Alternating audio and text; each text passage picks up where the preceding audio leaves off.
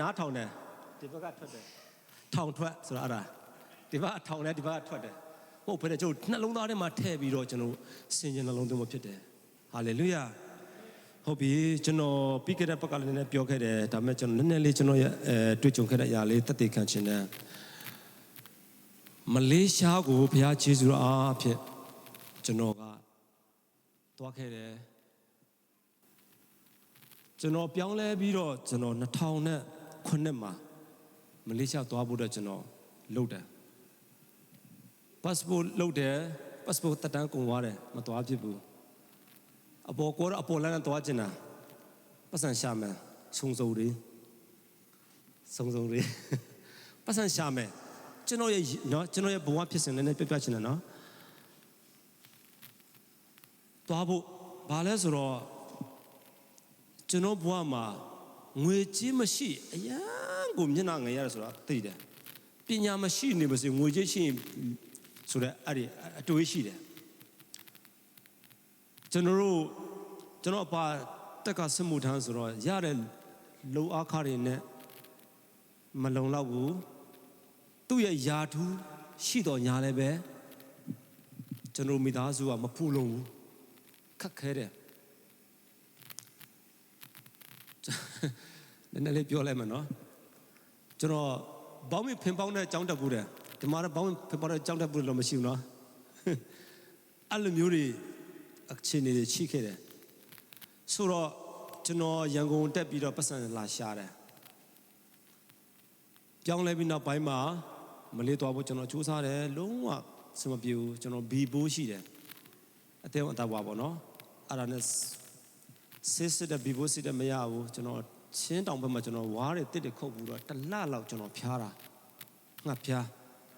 အဲ့ဒါနဲ့ကျွန်တော်အဲ့ရဲ့အခမ်းဘီဘိုးရှိတော့ကျွန်တော်မလေးချသွားလို့မရဘူးစာအုပ်က3အုပ်ရှိနေပြီမရောက်နိုင်သေးဘူးဒါအဲ့တော့ကျွန်တော်စီးပွားရှာဖို့ကျွန်တော်ရည်ရွယ်ချက်ကကျွန်တော်ရည်မှန်းချက်နော်ရည်ရွယ်ချက်ကပတ်ဝန်းကျင်မှာပတ်စံမရှိအရာနိုင်တယ်အထင်သေးခံရတယ်အများကြီးရှိတယ်ကျွန်တော်တို့ပတ်ဝန်းကျင်အတိုင်းဝန်းမှာရှိတယ်ယုံကြည်သူအတိုင်းဝန်းမှာလည်းအများကြီးရှိတယ်ခွဲချက်ဆက်ဆံမှုတွေရှိတယ်ကမှာအဲ့ဒီမရှိတဲ့အရာအရာဘယ်လိုမှမလဲခက်ရခက်တယ်ပေါ့နော်အကိုအကြီးဆိုတော့အောက်ကညီတွေပဲဥစားပေးရတာမျိုးအများကြီးရှိတယ်ဒီမှာတော့အမကြီးအမိရတယ်ရှိတယ်အကိုကြီးအဖရတယ်ရှိတယ်ဥစားပေးခံရတဲ့ခါမှာဟောကိုအားမလို့အားမရဖြစ်တယ်ဒါမှကျွန်တော် passport လုပ်တယ်မရအောင်စမပြောနောက်တော့မှဘယ်လိုဖြစ်သွားလဲဆိုလို့ရှိရင်တူရင်းနဲ့ပြောမယ်အရင်လည်းပြောခဲ့ပူပါတယ်ဆရာတော့ပေါအောင်နော်ဆရာရမတ်တက်ခေါ်ပေါတော့ခံပေါသိတယ်နော်ဆရာခေါ်တော်မရှိခံရပြီဆရာနဲ့တွေ့တဲ့ခါမှာဆရာကဘာပြောလဲဆိုတော့မင်းကျမ်းတော်ကြောင့်တက်ချင်လားလဲတက်ချင်တယ်ကျွန်တော်ပတ်စံမရှိဘူးယုံကြည်ခြင်းတစ်ခုနဲ့လာတက်ပါလို့ပြောတယ်အဲ့စကားလုံးတစ်လုံးကကျွန်တော်အခုတည်းမမေ့နိုင်ဘူးဦးနာတော့ပိုက်ဝချင်းစကားလုံးတစ်လုံးအားလူတစ်ယောက်ကိုလဲစေနိုင်တယ်နော်လူတစ်ယောက်ကိုပြောင်းလဲစေနိုင်တယ်အဲ့စကားလုံးတစ်လုံးကလူစကားမဟုတ်ဘူးဖယားစကားဖယားနဲ့ဆိုင်တဲ့စကားဖြစ်ဖို့လိုတယ်ဟာလေလုယာဖယားစကားတစ်လုံးရပြီးတော့တင်ဘွားလုံလောက်ပြီမဖြစ်ဘူးတဲ့အရာတွေမဖြစ်နိုင်တဲ့အရာတွေကိုဖြစ်လာမယ်အဲ့ဒါနဲ့ဆရာကယုံကြည်ခြင်းနဲ့ဟုတ်တာပေါ့ယုံကြည်သူနဲ့လုံမှာပေါ့ဆိုတော့အဲ့ဒါနဲ့ကျွန်တော်ဓမ္မတက္ကသိုလ်တက်ပြီးတော့မာစတာတော့တစ်နှစ်လောက်ပဲတက်ပြီးတော့အင်္ဂလိပ်မှာကျွန်တော်19နှစ်မှမကြာသေးဘူးကျွန်တော်မလေးကိုသွားခွင့်ရတယ်ဒီခါသွားတဲ့ခါမှာတော့ယူသွားခြင်းမဟုတ်တော့ဘူးပတ်စံရှာဖို့သွားခြင်းမဟုတ်ဘူးပျောက်ဆုံးဝိညာဉ်ချခြင်းဖြစ်တယ်ဟာလေလုယာပျောက်ဆုံးဝိညာဉ်ရှာဖို့ဖခင်ကကျွန်တော်ကိုပို့တာဖြစ်တယ်ကိုယ့်ရဲ့အကြံကတော့ပတ်စံရှာဖို့ဒါမှဖခင်ကကျွန်တော်ကိုပျောက်ဆုံးဝိညာဉ်ရှာခိုင်းတာဖြစ်တယ်ဟာလေလုယာအဲ့ဒါနဲ့သွားပြီးတော့မလေးမှာသွားပြီးကျွန်တော်တို့ပထမတက်လာတော့ကျွန်တော်ထူစင်မဆရာခွာမကျွန်တော်ဆရာခွာဆရာကန်ခွာဆရာတို့ရမကိုင်းတော့ကျွန်တော်တက်လာတော့ဆူတောင်းတယ်ပြီးပြန်လာပြီးတော့နောက်ထပ်သွားတယ်နောက်နှစ်လအမမလေးရှားမှာရှိတဲ့လူတွေမြန်မာနိုင်ငံသားတွေဟိုမှာအများကြီးပဲဘဝပြည့်တယ်လို့အများကြီးပဲပျက်စီးတယ်လို့အများကြီးပဲမှာသွားပြီးကျွန်တော်နှုတ်ပေါ်ဝင်ခွင့်ရတယ်လမ်းဘေးရောက်တဲ့လူအများကြီးပဲအလုံးမရှိဘူးစားစရာမရှိဘူးတချို့တွေပွဲစားလည်းလိန်သွားတယ် ဆိုပါစာစင်းလေးဆိုတဲ့အမျိုးလေကောင်ပေါ့ဆုလေမျိုးအမလမ်းမရောလဲလို့အမထိုင်နေကြတာဘာလို့လုံးနေကြဘာမှမလုပ်အလုံးမရှိဘူးအလုတ်ကိုစောင့်နေကြတယ်တချို့တွေကပွဲစားလိန်သွားတာရှိတယ်တချို့တွေကအမျိုးမျိုးပဲဘဝဆုံပဲလူပေါင်းဆုံပဲအဲ့ဒီမှာနေကြတယ်လူတွေအများကြီးပဲဆိုတော့အမသွားပြီးတော့ကျွန်တော်တို့နှုတ်ကိုယ်တော်ဝင်ငါဖြစ်ပြီးတော့အခုအကပြောင်းလဲလာလူ30ကျော်ပြောင်းလဲတယ်ယဉ်နေချင်းခံတယ်ဟာလေလုယာဖခင်ကလည်းတကယ်လုပ်တာအခုအဲ့လူတွေကအခုဘာလုပ်နေလဲဆိုလို့ရှိရင်အခုသာသနာပြုတ်နေတာသူတို့ပြောင်းလဲပြီးတော့သူတို့ဘာသာသူပြန်ပြီးတော့ဟောပြောနေတာဖခင်စကားကိုသူတို့ကိုလည်းယုံကျွန်တော်ပြောင်းလဲတဲ့ထက်မှာစစ်သားတွေလည်းပါတယ်စာချင်းတယောက်3ရက်နဲ့စာချင်းရခိုင်တွေရောလူမျိုးအစုံပဲအဲ့တော့ဘာဖြစ်လို့မလေးရှားကိုသွားတာလဲကျွန်တော်အနေနဲ့တော့ငွေကြီးနဲ့မသွားနိုင်ဘူးတကယ်ပြောမှဆိုမလေးရှားမှာအားလုံးတော့မဆိုလိုပါဘူးနော်တချို့ပါစတာတွေအသင်းတော်တွေနဲ့ပေါ်ပြီးတော့ဘွယ်နားလဲမနော်အသင်းတော်ကိစ္စနဲ့အလုံးရှုပ်တဲ့ခါမှာအေးဝင်လေးမသွားတော့ဘူးတို့လမ်းမှာငုတ်တို့ထိုင်ပြီးတော့အလုံးမရှိဘူးစားဖို့လည်းမရှိဘူးသူများပေးယူတယ်ဒါလောက်နဲ့ပဲအဲ့လိုမျိုးနဲ့ဘဝပြက်နေလို့အများကြီးပဲအထင်မကြီးနဲ့ကိုယ်နဲ့ဆိုရလို့အများကြီးဟိုမှာလမ်းမရောက်လို့အများကြီးပဲအဲ့တော့သူတို့ကိုယ်တိုင်ကကိုသာသနာလှုပ်ဆောင်နေတာဖြစ်တယ်ဆိုတာကိုကျွန်တော်သတိခံခြင်းနဲ့ဟုတ်ပြီဒီနေ့ကျွန်တော်ဂျမ်ပိုက်ရွေးထားတယ်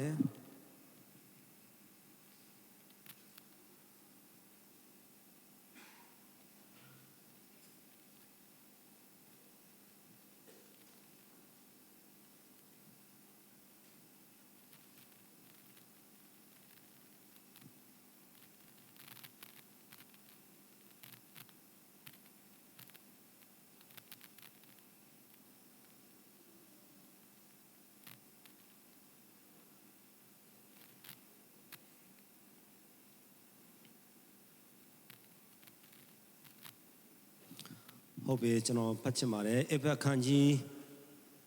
4အငယ်30နဲ့ဖတ်ချင်ပါတယ်ရွေးနှုတ်ခြင်းနေရတိုင်အောင်တင်တို့ကိုတစိ့ခတ်တော်မူသောဘုရားသခင်၏တန်ရှင်သောဝိညာဉ်တော်ကိုစေမနာစေကြနှင့်အောက်က31လည်းဖတ်လိုက်မနော်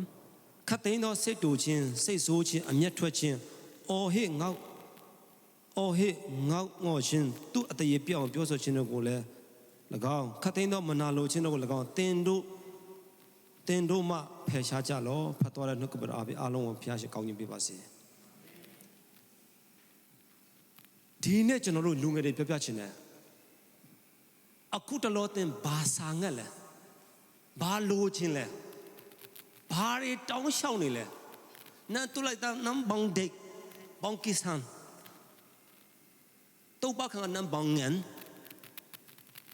ဘာလိုချင်ဆုံးလဲဘာဖြစ်ချင်ဆုံးလဲပြန်လဲဆန်းစစ်ရအောင်ပြန်လဲစဉ်းစားရအောင်ကိုဖယားရှင်မှာဘာတွေပြောလဲဘာတွေတောင်းနေလဲအခုကာလကနော်ခဲယွန်းကာလဖြစ်တယ်သူဟွန်းပဲမောဟွန်းဝေလို့ဟိုသူ့ကြည့်လဲအားမရကိုကြည့်လဲအားမရဘူးဟုတ်တယ်နော်အဲ့တော့ဆိုးရုံကာလဖြစ်တယ်ဒါပေမဲ့သင်ဘာကိုစိတ်တက်ကြနေလဲဘာကိုစိတ်ပြတ်နေလဲဘာတွေလုံပြီးဘာတွေလိုချင်တယ်ဘာတွေဖြစ်ချင်တာလဲနော်ကျွန်တော်ပြန်လဲဆန်းစစ်ရအောင်ကျွန်တော်တို့ကတကယ်ခရစ်တော်ကိုရပြီဆိုလို့ရှိရင်သင်ကောင်းသိတယ်အဲ့တော့ဒီကာလကဘာကာလလဲဆိုလို့ရှိရင်တန်ရှင်းသောဝိညာဉ်တော်ကာလဖြစ်တယ်ဟာလေလုယာဟာလေလုယာဘာကာလလဲတန်ရှင်းသောဝိညာဉ်တော်ကာလတန်ရှင်းသောဝိညာဉ်တော်ရောက်လာတဲ့ခါမှာသင်မကြားဘူးတဲ့အရာတွေမကြုံဘူးတဲ့အရာတွေမခံစားဘူးတဲ့အရာတွေဝိညာဉ်တော်မပါလို့ရှိရင်ကျွန်တော်ဘာမှလုပ်လို့မရဘူးဘလောက်ပညာတက်ဘလောက်တော်ဘုရားကဘာမှလုပ်ပြလို့မရဘူးအဲ့တော့ကျွန်တော်ပြန်တန်းစမ်းတော်မှာကြည့်မှာဆိုခမင်းတော်ကာလကဘာလုပ်လဲဆိုရင်လူတွေကိုဘာလုပ်လဲလူတွေမဟုတ်ဖန်ဆင်းတယ်လူတွေဖန်ဆင်းတယ်ဖယားကနေကောင်းခဲ့တဲ့မိုးတွေနဲ့စကားပြောတယ်လူနော်သူရွေးထားတဲ့သူတွေကိုတားတော့ကာလမှာလဲဘာလုပ်လဲဆိုရင်တားတော့ကာလမှာလဲ ကျွန်တော်ခရစ်တော်ကလူလောကဟိုကြွလာပြီးလူတွေကိုအပြစ်တရားနောင်တတရားနဲ့ဆိုင်တဲ့ရတယ်ဟောပြောပြီးတော့ကောင်းကင်နိုင်ငံအကြောင်းကိုပြောသွားတယ်အဲ့တော့ခရစ်တော်ကပြောခဲ့တော့ငါသွားမယ်လေငါသွားရင်မင်းတို့ကောင်းမယ်လေငါသွားရင်ကောင်းမယ်နင်တို့ကိုအသေးစိတ်တုံတင်လမ်းပြဖို့ဝိညာဉ်တော်ငါစီလို့မယ်လေဥပဒေဆရာဟာလေလုယာဝိညာဉ်တော်ကအရေးကြီးတယ်နော်ခါရှင်တော်ကိစ္စံလွားရဲ့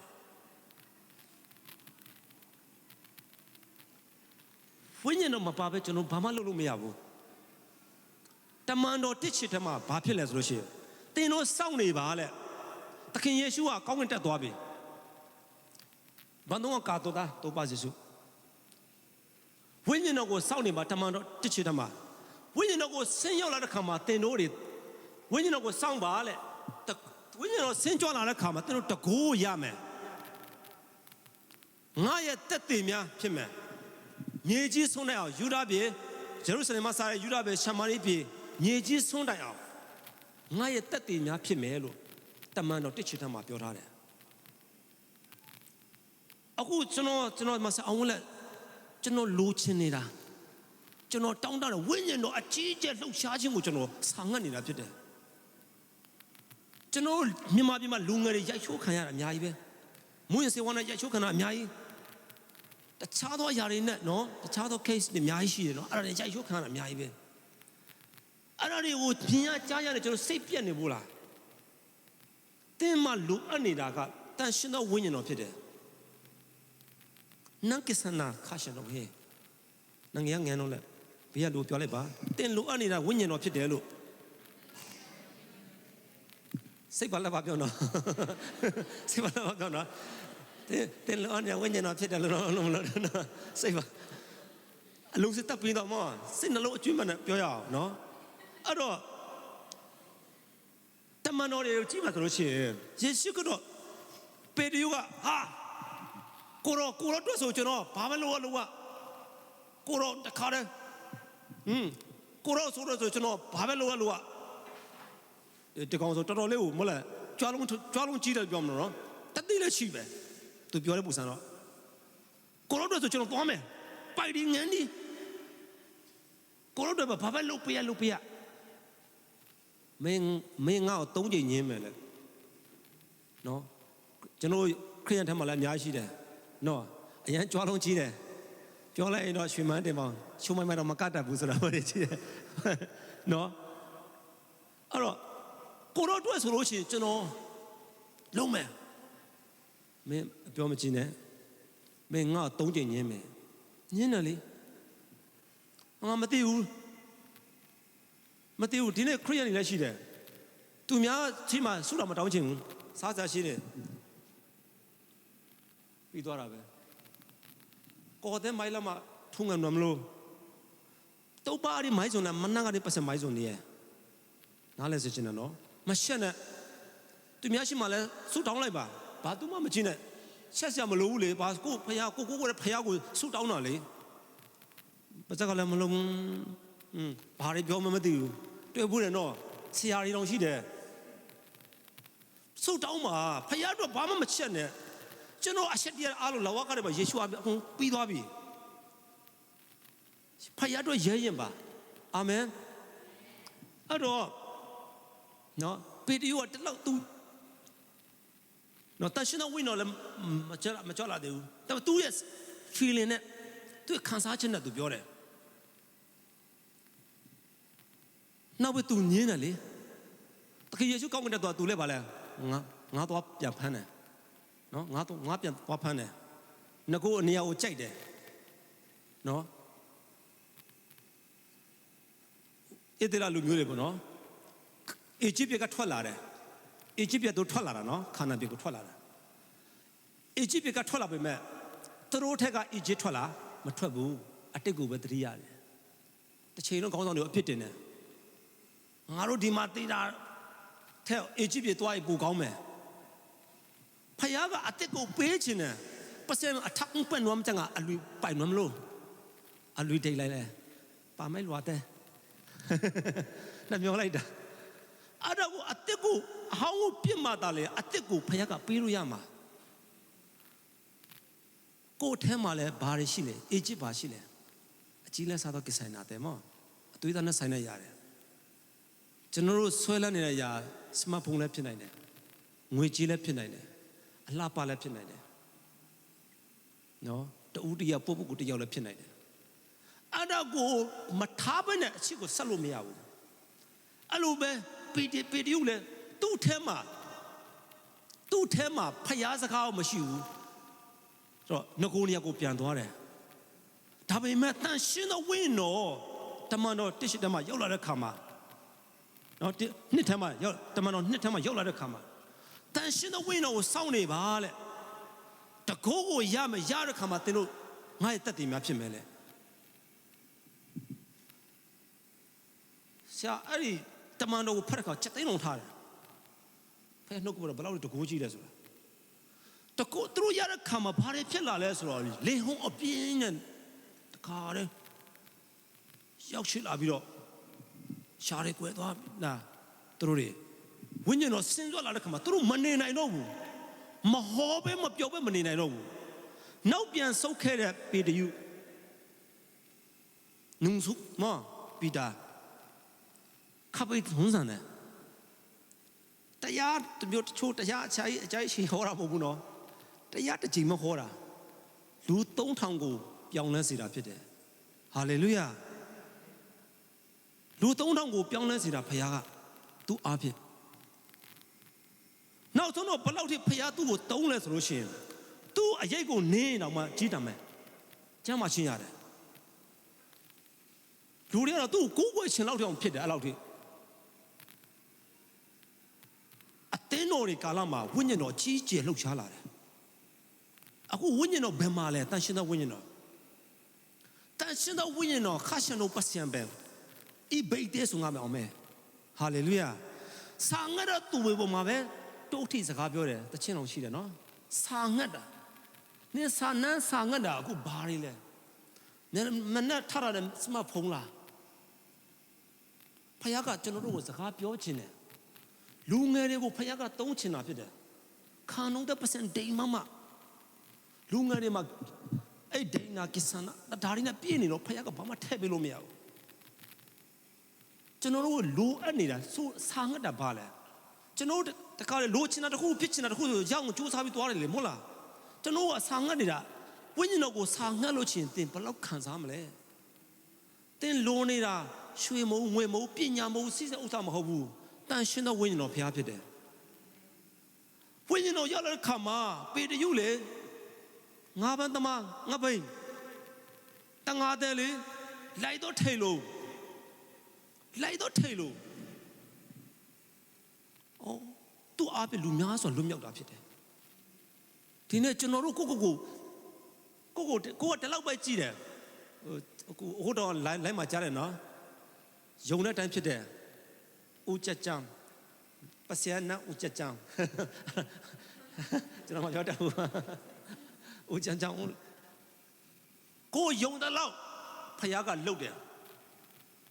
ဒီလောက်ပဲယုံတာဖခင်ကိုနှလုံးသားမှာဘယ်ခန္ဓာနဲ့မှထားတယ်ကိုရဲ့ချစ်သူကိုဒီဘက်ထားလားဖခင်ကိုဒီဘက်ထားလားနော်လူငယ်တွေကိုရဲ့ဒီနှလုံးသားမှာဘာတွေထည့်ထားလဲဘာတွေရှိလဲကိုပြန်လည်ခွဲစိတ်တော့အချိန်ကနေနေပြီနော်လူငယ်တွေနိုးကြပြီးတော့ဟောပြောတတ်တဲ့ခံရမှချင်းဖြစ်နေပြီကျွန်တော်တို့ဟာကိကောပေါရှမ်လို့ဖယားမောရှုလည်းပြောတယ်လေမင်းပါဇက်ကိုဘယ်လိုလုပ်တာလဲဖယားလုပ်တာဖယားခိုင်းတယ်ဆိုမငင်းရဘူးနော်ပတ်စံအောင်ဆော်လဲငင်းလို့လောက်ကေ哦ပိုင်အောင်ငင်းလို့အာမင်ပြောပါမကြောက်နဲ့တတ်တဲ့ခံပါငါရဲ့တက်တယ်များကျွန်တော်တို့ခရိယန်ဖြစ်လာဘယ်လောက်နှစ်ပေါင်းဘယ်လောက်ရှိပြီလဲဘာတက်တဲ့ထောက်ရမှမရှိဘူးကိုအားဖြင့်သူတစ်ပါးခွန်အားရသွားတယ်သူတစ်ပါးပြောင်းလဲသွားတယ်ဘာတက်တဲ့မရှိတာကြောက်လဲဖယားကိုကျွန်တော်တို့ပါတယ်တဆေးပါတော့ကိုယ်ကတဆေးပါတော့အသက်တာနဲ့တွားနေလို့ဖြစ်တယ်ဝိညာဉ်တော်ကကျွန်တော်တို့မရှိမှဆိုတာကျွန်တော်ငါဆိုတာမရှိမှဖယားကလုပ်လို့ရတာ ကိုယ်ထဲမှာငါရှိနေတယ်ရှင်ဘောလို့ပြောငါတက်ရှင်တာငါမဟုတ်ဘူးလေခရစ်တော်ဖြစ်တယ်လေခရစ်တော်တဲ့ကိုရောက်လာတဲ့ခါမှာအခုကဝိညာဉ်တော်အရေးကြီးတယ်ခရစ်တော်ရောက်လာတဲ့ခါမှာဝိညာဉ်တော်ရောက်လာတဲ့ခါမှာကျွန်တော်တို့တွေကကိုယ်လည်းခံထားတယ်သူတစ်ပါးတွေလည်းကောင်းကြီးဖြစ်တယ်ကိုယ်အပြစ်သူများကိုလွတ်မြောက်စေတယ်သူများကိုလည်းပြောင်းလဲစေတယ်အဲ့တော့ကျွန်တော်လူငယ်တွေဘာလုပ်နေကြလဲတန်ရှင်းသောဝိညာဉ်တော်ဆောင်ခဲ့ရအောင်တန်ရှင်းသောဝိညာဉ်တော်မပါလို့ရှိရင်အခွန်ပဲကျွန်တော်အများနဲ့ပြောတယ်မဂီတာတန်မိုးရှိတယ်ဈေးလက်ကြီးတယ်မတီးရတမထွက်ဘူးလှပေမဲ့ဒီမှာမိုက်ဈေးကြီးတယ်တန်မိုးရှိတယ်ဒါမှဝိညာဉ်တော်ထဲမှာနော်လျှက်စစ်စီးကြောင်းမရှိဘူးဆိုရင်တရားဘာမှမဟုတ်ဘူးအဲဝိညာဉ်တော်မပါလို့ရှိရင်ကျွန်တော်တို့လုပ်သမျှအချင်းကြီးပဲဘာလို့အစမပြေဘူးမကျင်တဲ့နိုင်ဘူးမနေတဲ့တာလည်းမဟုတ်ဘလို့မဟုတ်အစမပြေဘူးတခါလေစွတ်တောင်းလဲဘာကိုမှအားမရဘူးတန်ရှင်းသောဝိညာဉ်တော်ကအရေးကြီးတယ်နော်ကျွန်တော်တို့ဘလို့လုပ်အသေးစိတ်ကိုတုံတင်မဲလမ်းပြမလို့ပြောတာဖြစ်တယ်အဲကြောင့်ကျွန်တော်လိုအပ်နေတာစာငတ်တာကတန်ရှင်းသောဝိညာဉ်တော်ဖြစ်ရအောင်ဟာလေလုယာတော့ဝိညာဉ်တော်မပါလဲကျွန်တော်တို့ကအချင်းကြီးပဲနော်တန်ရှင်းသောဝိညာဉ်တော်မပါလို့ရှိရင်ကျွန်တော်တို့ရဲ့အတ္တကလက်ကားပဲတော့ဒီနေ့ဝိညာဉ်တော်ကိုအားကိုးရဝိညာဉ်တော်ကိုအားကိုးပြီးတော့ပဲတမန်တော်တွေအားလုံးကလည်းဒီနေ့ကပ္ပမှာသာသနာလုပ်ငန်းအောင်မြင်တာဖြစ်တယ်ဝိညာဉ်တော်ရှိလာဒါမဲ့ဝိညာဉ်တော်ဆင်းရဲလာတယ်တမန်တော်တွေအတူတူကဆူတောင်းကြတယ်ယုံကြည်သူတွေအတူတူကတမန်တော်တွေခေတ်ကာလမှာတမန်ကနဦးအသင်းတော်ကာလမှာဂျေရုဆလင်မြို့မှာအတူတူကဆူတောင်းကြတယ်ရှိလာတို့တူဝေမျှစားကြတယ်အင်နာတော့ပါရဲ့ပြောချင်စွာနဲ့သွားဖျက်ကိုချီးမွမ်းကြတယ်ယောမအင်ပါယာလောက်မှာ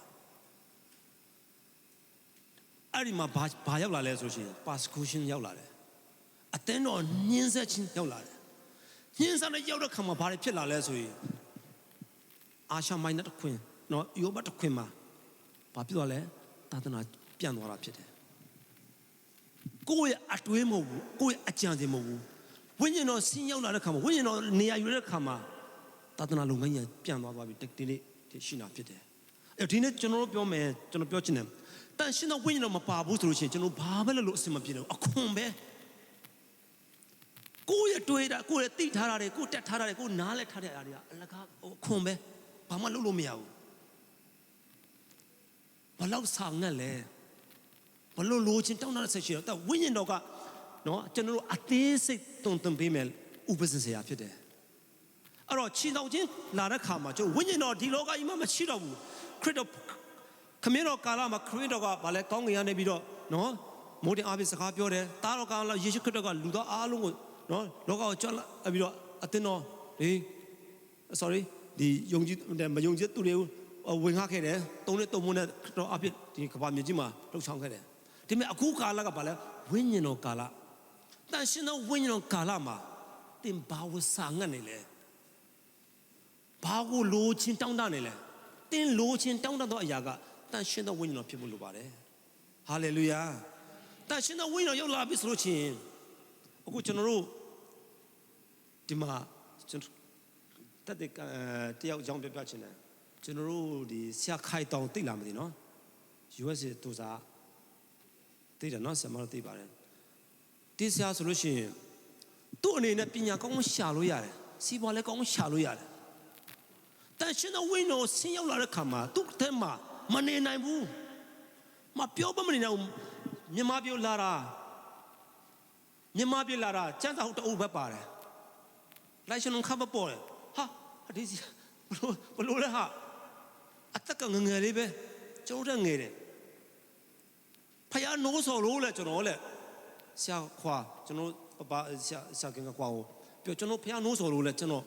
တို့မှတင်တယ်လို့ကမှဖယားနိုးဆော်ကျွန်တော်မြန်မာပဲသွားမယ်လေဆိုပြီးမြန်မာလာပြီးတော့မရောက်ဘူးမသွားဘူးတဲ့နေရာတွေမှာသွားပြီးတော့ဟောပြောတတ်တဲ့ခန္ဓာဖြစ်တယ်ဖယားနောက်ကိုလိုက်တဲ့ခါမှာဖယားကဝမ်းမြောက်ဝမ်းသာဖြစ်တာဖြစ်တယ်ဟာလေလုယာဒီနေ့ကျွန်တော်ပြောချင်တဲ့လူငယ်တွေငါအတွက်ဘယ်လိုသွားမလဲကြရတဲ့ကွာပိုက်ဒီဘာလုပ်နေလဲကျွန်တော်ဖယားရဲ့ကျေးဇူးကို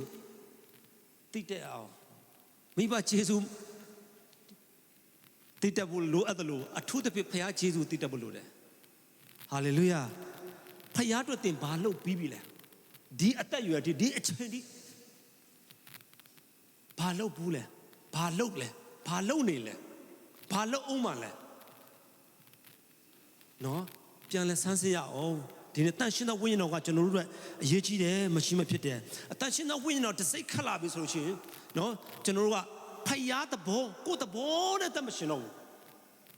ခုနပြောခဲ့တယ်ရှင်ပေါလုသူ့ရဲ့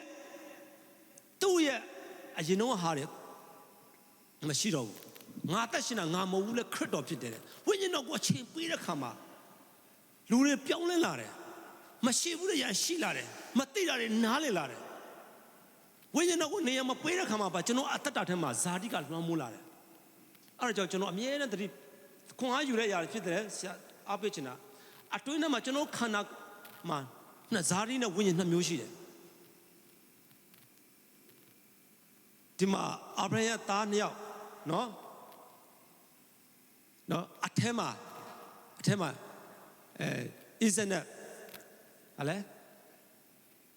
ဣဇနဲ့ယာကုပ်မဟုတ်ဘူးဣတောဟာလား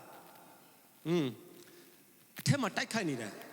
အထဲမှာဇာတိနဲ့ဝိညာဉ်အမြဲတမ်းတိုက်ခိုက်နေတယ်တခါလေကျွန်တော်အသွေးသားတွေကလာတယ်ဖျားကြောင့်မတော်နဲ့ဇွန်အဖြစ်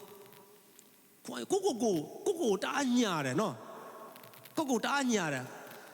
အဲ့လေငယ်ဘောစာနော်ကိုဘာလဲကလေးဆန်ခိုင်းတယ်လို့ပြောမလားအဲ့လိုမဟုတ်ဘူး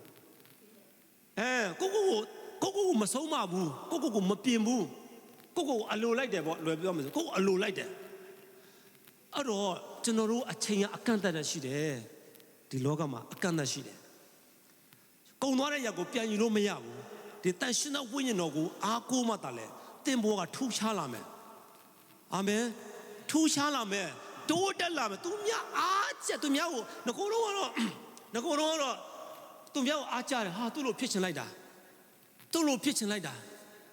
သူ့လိုမျိုးဆိုဘယ်လောက်ကောင်းမလဲသူများကိုအားကြတယ်ဒါပေမဲ့တန်ရှင်းသောဝိညာဉ်တော်ကိုနေရာပေးလာတဲ့ခါမှာ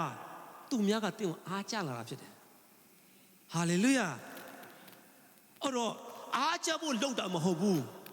ဝိညာဉ်ရေးရကလုပ်ယူလို့မရဘူးအဲကြောင့်လူငယ်တွေဒီ music ဘိုင်းမှာတိခတ်တဲ့လူငယ်တွေစက္ကပ်ပါတောင်းဝင်ရမလုပ်ပါနဲ့ဖယားကိုကိုးကွယ်တဲ့ခါမှာနော် bass ပါလဲချီမန် list မှာလဲချီမန် keyboard မှာလဲချီမန် drum မှာလဲချီမန်မျက်မှောက်တော့ကိုရှာပါတဲ့ရှာတော့ကိုအတွေ့ခံတဲ့ဖယားဖြစ်တယ် hallelujah အဲ့ဒါကြောင့်သင်ရှာနေတာသင်လိုချင်နေတာတောင်းတနေတာဘာလဲဘာရှာနေတာလဲဘာလိုနေတာလဲကိုပြန်လဲဆန်းစစ်ရအောင်တန်ရှင်းသောဝိညာဉ်တော်ကိုအမိပြုအောင်နော်ဝိညာဉ်တော်ပါတဲ့ခါမှာကျွန်တော်မပြောရဲတာတွေပြောရဲလာတယ်မသွားရဲတဲ့နေရာတွေကြောက်တဲ့စိတ်မရှိတော့ဘူးသွားရဲတယ်ဟာလေလုယာစိုးရိမ်စိတ်မရှိဘူးလောကကြီးမှာကျွန်တော်တို့အပြစ်တရားကဘာဖြစ်စေလဲဆိုကျွန်တော်ကြောက်တယ်စိုးရင်တယ်ကိုစိတ်မချတန်တရားစိတ်ဖြစ်စေတယ်လောကအရာတွေကနော်အသွေးသားကနော်ဒါပေမဲ့ဝိညာဉ်တော်ကိုရောက်နေရာပေးလာတဲ့ခါမှာတရားရဲရင်လာတယ်မတန်ရှင်းတဲ့ຢာတွေလည်းတန်ရှင်းလာတယ်အရင်တော့မကောင်းတာတွေပြောတယ်အခုဝိညာဉ်တော်ကိုနေရာပေးလာတဲ့ခါမှာသင်ကောင်းကောင်းပြောတတ်လာတယ်အမားမမြင်လာပြီးတော့ကိုဝန်ခံတတ်လာတယ်ဟာလေလုယာပြန်ပြီးတော့ကိုပြန်ဆန်းစစ်ရအောင်ဒီနေ့ကျွန်တော်ဝိညာဉ်တော်မပါရင်အခွန်ပဲဘာမှလုပ်လို့မရဘူးဖခင်เจ้าလာတယ်ကေခေါ်ပိုင်ဘာသာရေးသမားပဲလေဘာသာရေးလောက်တာပဲလေဖခင်เจ้าသွားတာပဲဘာမှမရခဲ့ဘူးဘာမှဖခင်เจ้าမှာပဲဖခင်ရှိတာမဟုတ်ဖခင်ကဝိညာဉ်တော်နဲ့သွားတဲ့လူကဘယ်နေရာမှာမဆိုဝမ်းမြောက်ခြင်းရှိနေတယ်ငြိမ်သက်ခြင်းလည်းရှိတယ်လမ်းဆန်းရှိတယ်ဟာလေလုယာဒီနေ့ဝိညာဉ်တော်ဖခင်ကဘာလုပ်စေခြင်းလဲခရစ်တော်ကကျွန်တော်တို့ကိုဘာတွေမှာထားခဲ့လဲတမန်တော်ပြောမင်းတို့တန်ရှင်းသောဝိညာဉ်တော်ကိုစောင့်ပါဝိညာဉ်တော်စောင့်ရမယ်ဝိညာဉ်တော်ကိုစောင့်ဝိညာဉ်တော်ရောက်လာတဲ့ခါမှာတကိုးကိုရမယ်တင်းယုံကြည်သူတို့မှာတကိုးလည်းမရှိဘာမှလည်းမရှိဘူးယုံကြည်ခြင်းမရှိဘူးယုံကြည်သူတို့ပြောယုံကြည်ခြင်းတော့မရှိဘူးတကယ်ယုံကြည်သူကိုစစ်မယ်ဘာနဲ့စစ်လဲ ပြဿနာနဲ့စစ်တယ်ခက်ခဲနဲ့စစ်တယ်စစ်ရွှေနော်ယုံကြည်သူတို့ဒါနဲ့စစ်တယ်လို့နောက်ကျမ်းမှာဘယ်လိုပြောလဲဆိုမီးနဲ့စစ်မယ်လေကျွန်တော်တို့စစ်နေတယ်ကိုလည်းဘာနဲ့စစ်နေလဲပြန်လဲဆန်းစစ်ရအောင်အစစ်ခံတော့တတ်တာဖြစ်ဖို့အရေးကြီးပါတယ်ဟာလေလုယာအကြောင်းချစ်တော်ညီကောင်မကျွန်တော်ပြောချင်တယ်ဝိညာဉ်တော်မပါရအခွန်ပဲကျွန်တော်လည်းဘာမှမဟုတ်ဘူးနော်တမန်ကျမ်းစာထဲမှာသခင်ယေရှုခရစ်တော်အသုံးပြုတဲ့ပုံကိုယ်တွေကြည့်မှဆိုရင်ပညာတတ်တွေလည်းရှင်ဘောလို့ဆိုလည်းပညာတတ်ပါပဲတို့ပေမဲ့တကယ်ဖယားခင်မျက်မှောက်တော်ကိုရှာတော်သူတွေမျက်နာတော်ကိုရှာတော်သူတွေကိုပဲဖယားကအထူးဗိတ်သိပ်ပြီးအသုံးပြုတာဖြစ်တယ်သူတို့အကြောင်းတွေအခုတွေလေ့လာနေရတယ်သူတို့အကြောင်းတွေကျွန်တော်သင်ခန်းစာယူနေရတယ်သင်ဖယားနဲ့အတွေ့အကြုံရှိဖို့လိုတယ်လောကအတွေ့အကြုံကဘာမှလုပ်လို့မရဘူးလောကအတွေ့အကြုံဘာမှမလုပ်ပေးနိုင်ဘူးကျွန်တော်ဝိညာဉ်တော်ကိုနေရာပေးလာတဲ့ခါမှာသင်မပြောရဲတာတွေပြောရဲလာတယ်ဟာလေလုယာလူတွေကလည်းကျွန်တော်တို့ကိုစိတ်ဝင်စားလာတယ်သင်ဘဝကထူးခြားလာတယ်သူများကအားကျလာတယ်လှုပ်တဲ့တိုင်းမှာအထမြောက်လာတယ်ဒါအဲ့ဒါသင်မဟုတ်ဘူးသင်ပေါ်မှာရှိတဲ့ဝိညာဉ်တော်ဖြစ်တယ်但现在ဝိညာဉ်တော်ကကျွန်တော်မရှိတော့ဘူးလားရှိတယ်ယေရှုခရစ်တော်ကိုမိမိအသက်သခင်ကလေးပါရှင်ယုံကြည်လက်ခံလာတဲ့ခါမှာ但现在ဝိညာဉ်တော်ရှိတယ်ယုံကြည်တယ်မတန်ဘူး现在ဝိညာဉ်တော်ရှိတယ်ဒါပေမဲ့但现在ဝိညာဉ်တော်နေရာမရတဲ့ခါမှာသင်ဘာမှလုပ်လို့မရဘူးနေရာပေးခြင်းလည်းကွာတယ်နေရာပေးတဲ့ခါမှာသင်လည်းနေရာရလာတယ်နေရာရလာ但现在ဝိညာဉ်တော်နေရာပေးတဲ့ခါမှာ但现在ဝိညာဉ်တော်ကိုဥဆောင်ခိုင်းတယ်但现在ဝိညာဉ်တော်ကိုလမ်းပြခိုင်းတဲ့ခါမှာကိုဘာလုပ်ရမလဲဘယ်သွားရမလဲမဆသိမြင်လာတယ်ဟာလေလုယာအကြောင်းကျွန်တော်တို့တန်ရှင်းတဲ့ဝိညာဉ်တော်ကိုယာနှုံးပြည့်သင်လိုအပ်တဲ့သူဖြစ်ရအောင်ရေရမရှိမြစ်လိုအပ်တယ်လို့တို့ဆာငတ်တဲ့ခါမှာပိုက်စာရမဖြစ်ကျွန်တော်တို့အတင်းဆာငတ်တယ်လို့တန်ရှင်းတဲ့ဝိညာဉ်တော်ကိုဆာငတ်ရအောင်ဟာလေလုယာဝိညာဉ်တော်မပါဘူးဆိုဘာမှလုပ်လို့မရဘူးတော့ဘယ်ဆရာပဲဖြစ်ဖြစ်အခုကျွန်တော်တို့နာမည်ကြီးနေတယ်တော်တော်များများပဲမာရရှိခွန်းလို့ပါအားလုံးကိုဒီညနဲ့တောင်းမှချင်ပါတယ်ဆရာတို့ပြောသလိုစကားပြောသလိုတိုက်ဆိုင်မှုရှိရင်တော့ခွန်းလို့ပါဆိုတာမျိုးပါအခုတောက်ထားတယ်အများကြီးပဲတောက်ထားတယ်ရိုက်တက်လို့မကုန်ကျမ်းသာကြောင့်ပြီးတဲ့ဟာတွေတရားမဟောတတ်ဘူးအေဝံလေးမဟောတတ်ဘူးခမန်ဒမ်ဘေလိုပျောက်ဆုံးဝိညာဉ်ကိုမချစ်ဘူးဟိုမှာလမ်းမရောက်တဲ့တပုံကြီးမြန်မာပြည်မှာလည်းအများကြီးကိုယ့်ရဲ့လုပ်ပေါ်ကိုင်ဘက်ဒီမှာလည်းအများကြီးဘေးပတ်ဝန်းကျင်မှာလည်းအများကြီးပဲမပြောတတ်ပေမဲ့မိုင်းစုံငယ်ကိုငင်းလို့ဖယားအကြောင်းကိုပြောပြပါနည်းနည်းလေးပဲပြောပြတယ်ဖယားကလုံးမှာဖယားအကြောင်းကိုအဲ့တော့တတ်တာမှာဆာငတ်တဲ့စိတ်ဝိညာဉ်တော်ကိုဆာငတ်လာခါမှာဒီနေ့သူများကိုဟောပြောရဲလာတတ်သိခံရဲလာတယ်ကျွန်တော်တို့ဖယားပေးတဲ့မဟာတောက်ယုံကြည်သူပုံစံမျိုးနဲ့ဒီလိုမနေပါနဲ့ဒီလိုရပ်မနေနဲ့သင်မပြောဘူးလားမပြောရင်သူ့အသက်ကိုငါတောင်းမယ်လေရေစကြလာတဲ့မှာပြောထားတယ်ကျွန်တော်တို့စာတက်တာမတက်တာကျွန်တော်လင်းစီးလဲလင်းမှာကျွန်တော်ပြောတယ်ကားစီးလဲကျွန်တော်ကားမှာပြောတယ်မနေနိုင်ဘူး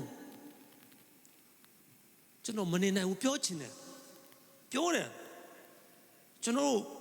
ဖယားချေးကြတော့ပြောခွင့်ရတော့ပြပါမယ်နော်ကျွန်တော်12နာရီနဲ့ပြောတာည3နာရီဖြစ်သွားတယ်နေတိုင်းမတက်ရက်တယ်မြန်မာနိုင်ငံသားတွေအများကြီးပြောခဲ့တယ်မြန်မာကဘာရှိရကျွန်တော်နှုတ်ကပတ်တော်ဝင်ငှတ်တဲ့ခံအောင်မှာဖြစ်တယ်ဟာလေလုယာကျွန်တော်ဖယားသခင်ကကျွန်တော်ပြောခဲ့ပြီးတော့ကျွန်တော်ကားမောက်တယ်ဖယားခင်ရဲ့ကြီးစွာအားဖြင့်ကျွန်တော်တည်ခြင်းနဲ့ဖယားတည်နော်ဖယားကကျွန်တော်ခေါ်ပြီးတော့ကျွန်တော်ကဒီလိုမျိုးလုပ်ခွင့်ရမှာမဟုတ်ဘူးကျွန်တော်ဖယားပြီးတဲ့အသက်နဲ့အသက်ရှင်တာမို့လို့ဖယားနှုတ်ကပတ်တော်ကိုဒီနေ့ဒီဟောပြောတတ်တဲ့ခွင့်ရတတ်ခံခွင့်ရတာဖြစ်တယ်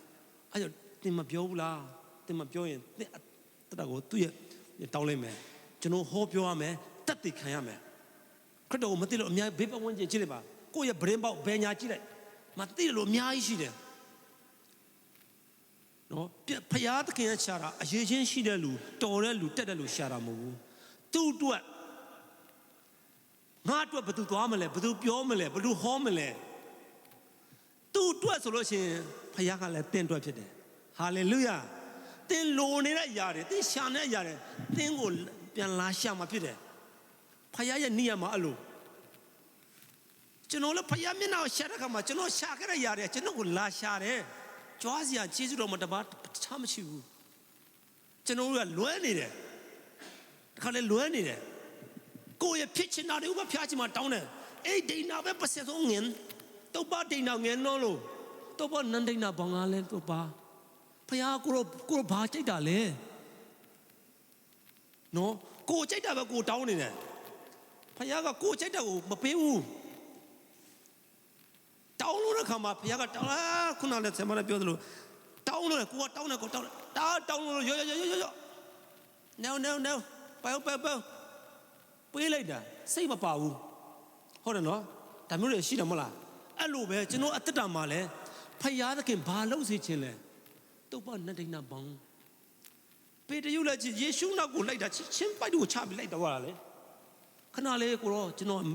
ဒီငါးတွေကိုကျွန်တော်ပြန်ရောင်းလိုက်အောင်မယ်အိမ်ကိုပြန်လိုက်အောင်မယ်မိဘကိုတစ်ခါသွားပြုတ်မယ်ဒါတော့သူအသွေးသားနဲ့လိုက်တာနော်အသွေးသားနဲ့လိုက်တာရဲဆုံးမတဲ့ချတယ်ဖယားအတွက်လှုပ်တယ်ဆိုရင်ကျွန်တော်တို့ဖယားကလှုပ်ပေးမှာအများကြီးပဲ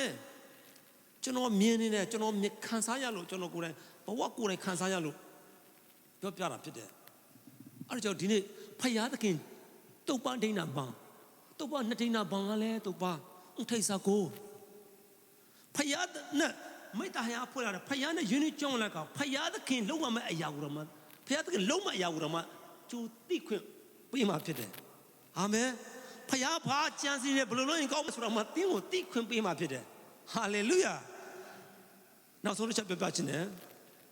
ကျွန်တော်အရန်အားကြတဲ့ကျမ်းစာထဲမှာပုဂ္ဂိုလ်တယောက်ရှိတယ်အရန်လေးစားတယ်အရန်အားကြတဲ့ပုဂ္ဂိုလ်အဲ့ဒါကဘာတူလဲဆိုတော့မောရှေဖြစ်တယ်မောရှေဖယားခိုင်းပြီဆိုရင်မလုပ်လို့မရဆိုသူကောင်းအောင်သိတယ်ဖယားရဲ့စိတ်နှလုံးကိုလည်းတိုးထီတဲ့သူဖြစ်တယ်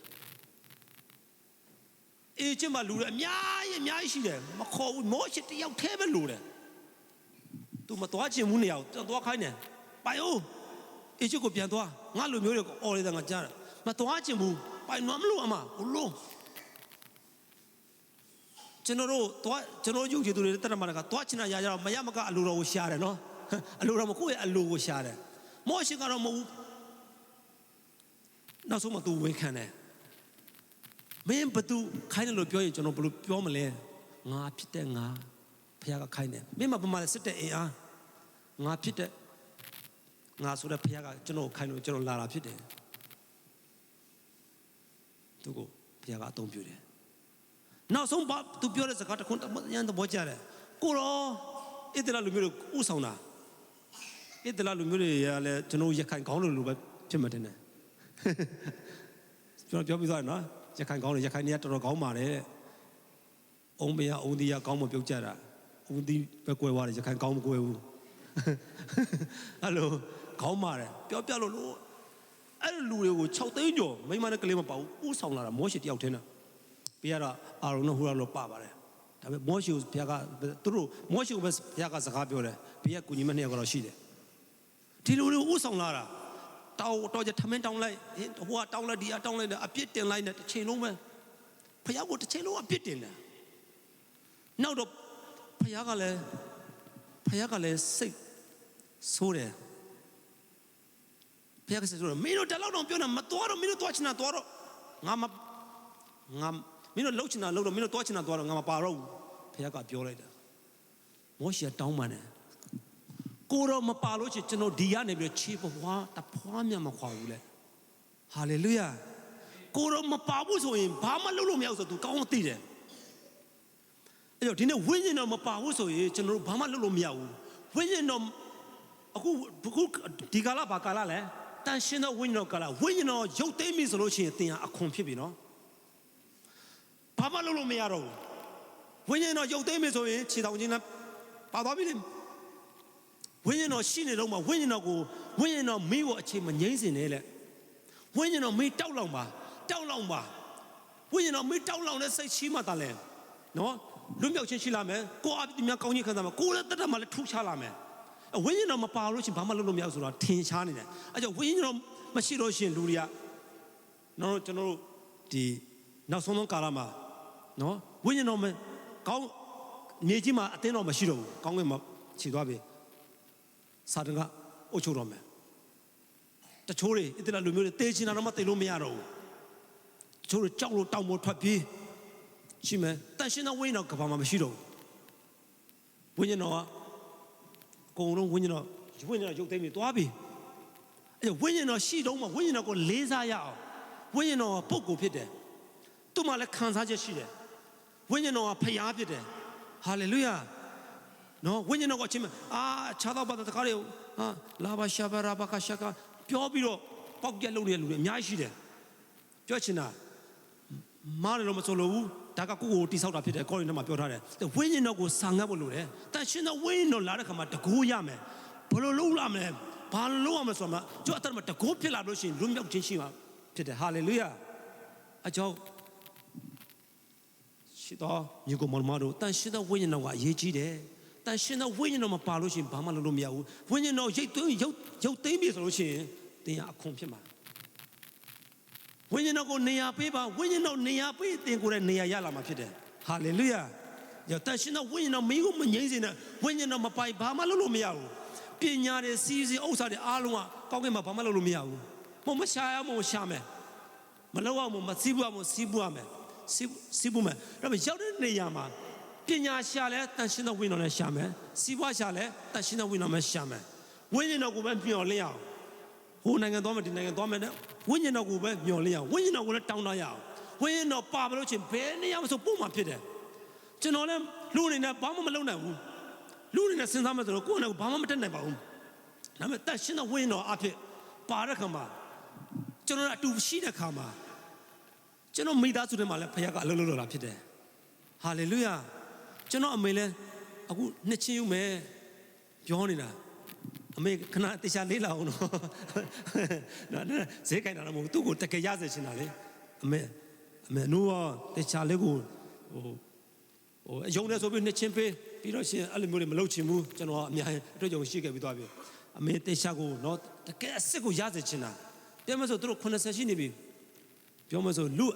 အမှန်တရားနဲ့ပြောမှာနော်တမန်တရားကအမှန်တရားနဲ့ဆိုလို့နေဝင်ချင်းနီးနေပြီအဖေဆိုလည်း85ပြောပြနေတယ်အဲ့တော့ဆိုလိုချင်တာဖယားကိုအမိပြုတဲ့ခါမှာကျွန်တော်တို့ကိုယ်တိုင်ကတက်တက်ခံစရာမလိုဘူးငါတော်တယ်ငါတက်တယ်ငါတိတယ်ငါလုံနိုင်တယ်ဆိုတာပြောစရာမလိုဘူးဝိညာဉ်တော်ကပဲကျွန်တော်တို့ကိုဂုဏ်ကိုပေါ်စင်မှာဖြစ်တယ်ဟာလေလုယာနားလည်မှတင်တယ်နော်အဲ့ကြောင့်ကျွန်တော်တို့အဖေချင်းနဲ့ကျွန်တော်နောက်ဆုံးနဲ့ပြောချင်တာကဒီနေ့တန်ရှင်းသောဝိညာဉ်တော်ကအရေးကြီးတယ်ဝိညာဉ်တော်မပါရင်သင်ဘဝအခွန်ပဲဝိညာဉ်တော်ကိုနေရာပေးပါဝိညာဉ်တန်ရှင်းသောဝိညာဉ်တော်မတန်ရှင်းတဲ့နှလုံးသားမှာနော်လုံးလို့မရဘူးတန်ရှင်းသောဝိညာဉ်တော်ရှိတယ်ဒါပေမဲ့တန်ရှင်းသောဝိညာဉ်တော်ကြီးထွားလာနေရာပေးတဲ့ခါမှာအဲ့ကြောင့်ဆရာအငယ်လေးကရှင်းဆိုတယ်ငါမဟုတ်တော့ဟလားငါဆိုတဲ့အတေမတာလဲဝိညာဉ်တော်ကကျွန်တော်ဘုံလှုပ်ဆောင်ခြင်းအဖြစ်ဘုံတော်ထင်ရှားလာမှာဖြစ်တယ်ဆိုတော့အားပေးချင်ပါတယ်ဒီတန်ရှင်းသောဝိညာဉ်တော်ကိုနေရာပေးကြဖို့တန်ရှင်းသောဝိညာဉ်တော်ကိုနံပါတ်1ထားကြဖို့ရန်ဆရာနေနဲ့ခွန်အားပေးချင်ပါတယ်အားလုံးပေါ်မှာဘုရားရှင်ကောင်းကြီးပေးပါစေ